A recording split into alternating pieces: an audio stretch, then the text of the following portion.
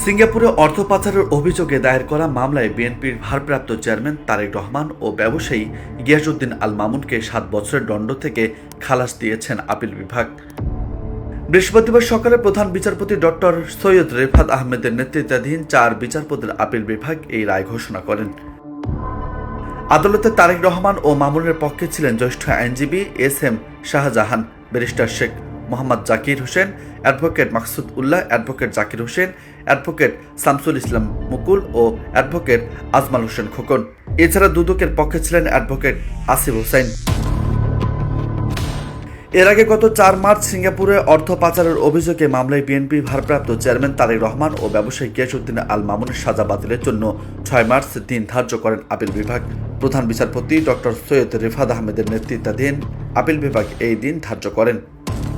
গত বছরের 10 ডিসেম্বর সিঙ্গাপুরে অর্থ পাচারের অভিযোগে মামলায় বিএনপির ভারপ্রাপ্ত চেয়ারম্যান তারেক রহমানের 7 বছরের সাজা স্থগিত করেন আপিল বিভাগ।